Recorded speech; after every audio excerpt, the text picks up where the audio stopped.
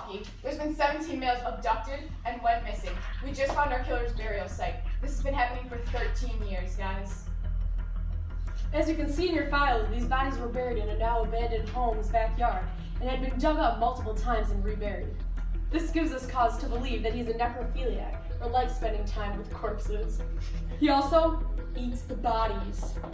That's why they called us in. They called us in because this guy's a psychopath with a type, and he's not going to stop anytime soon. Read up on your files, and we'll give the profile when we land in Milwaukee. Wheels up in 20.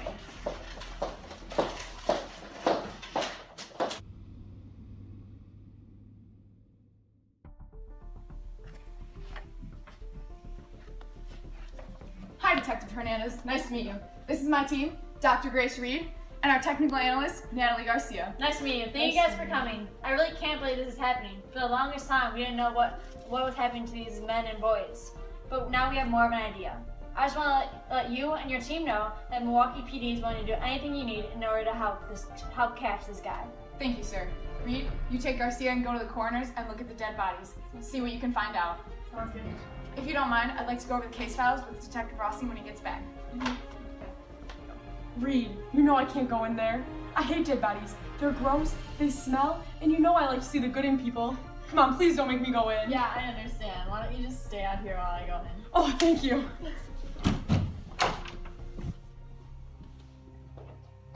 Hi, I'm Dr. Reed. You must be Dr. Schaffhauser. Hello, nice to meet you. I'm super glad you and your team have arrived. As you can see, this body's not really a body. You see, our killer liked to butcher his victims after killing them and sexually assaulting them. We found traces of cyanide inside of all of the victims' systems, which must have subdued them. I guess that's how our killer gained the edge. He gained the edge that way. So from the markings here, you could I would guess that our unsub was very angry. Usually psychopaths display signs of violence and hatred towards their victims, and it usually stems from the abuse that they received as a child. So most psychopaths have experienced traumas as children, which is what causes them to... Yeah. I thought psychopaths were born that way. I didn't think their environments really affected them. They are born with chemical differences, but oftentimes their environment determines if they act on these impulses. So they can become killers, rapists, or criminals just because of their environment, which has cultivated them in their mind. Wow, that's crazy. Hey Hotch, how's the case looking? Some bad police work so far, but I think we're building a profile. How's interviewing the neighbors? Good. We know it's a white guy, but no one ever talked to him. He was a weird loner type. Was always working in the backyard planting, and he seemed into photography. One of his neighbors said they could see Polaroids hung up in his room whenever the drapes weren't closed. That tells us a lot. Great job. He's definitely a psychopath. We just have to figure out where he's going next. It says here that the guy who bought the home obviously used a fake name, but he knew where to buy a secluded home with non-curious neighbors and a backyard. He must have known the area. He probably grew up here. And 17 people is not nothing. He must have evolved at it and is probably consumed with the killing. Nothing matters to him more than taking these men's lives, and he feels no guilt. Classic psychopath. What about the victims? Any similarities? They were all boys or men. He seems to only have a gender preference. The first body seemed to have some hesitation marks, so I think he was overcome with anger at himself or for sleeping with a kid. I think we can assume He was discouraged from discovering his sexual preferences. exactly. As a boy, his parents probably were extremely homophobic, and he must have grown up in an extremely volatile environment. I think we're ready for the profile. We're looking for a man in his late 20s or early 30s. He likely had a traumatic childhood and grew up in a terrible environment. Because of his preference for males, his anger probably stems from abuse from his father or hatred toward himself. He was already born with a brain that was incapable of empathy, so his environment only furthered his developmental distress. And he likely started with animals before evolving to hurting humans. And so I've been looking at people who were recently charged with animal cruelty. You should have the list of people, but focus on anyone that shows this behavior. That's essentially what we do. We analyze criminals' behavior. We learn from their past the type of person they'll become or the crimes they'll commit. We try to stop them from hurting more people. Our unsub is going to hurt more people. Imagine if you don't have empathy or remorse. What's going to stop you from killing someone when you get mad? So keep an eye out for anyone who seems out of place or antisocial.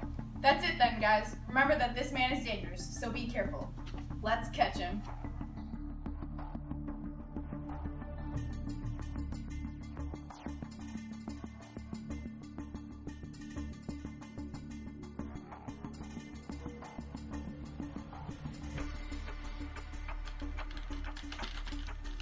I think I figured it out. His name is Jeffrey Dahmer, and he's a single white male who moved to Milwaukee because his grandmother became ill. He has accounts for animal cruelty, and his classmates described him as antisocial and a loner. He struggled with homosexuality his whole life, and his father psychologically tormented him. Never fit in at a school and moved around frequently. His medical records show he bought cyanide multiple times, but recently his bank accounts show that he doesn't have enough money to buy it. He seems creepy, guys. Be careful.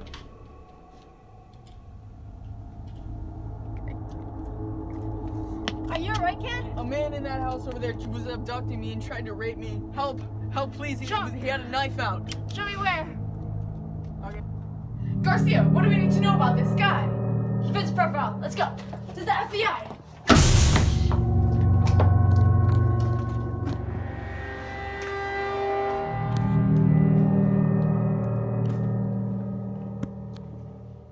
Clear.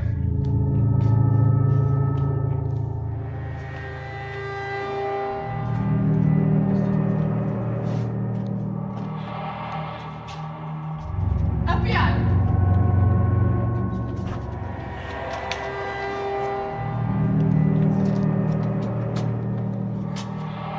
Clear. FBI! Hands up! Hands up, Morgan, stand up!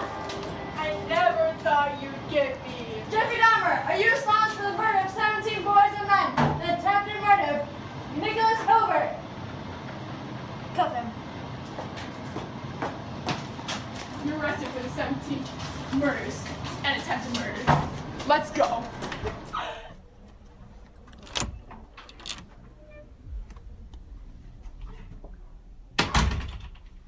Hi, Mr. Dahmer. Please sit down. This is our FBI team that caught you. We just want to ask you a couple questions. We know that you tried to plead insanity, and your brain scans show that you have a different prefrontal cortex than normal people.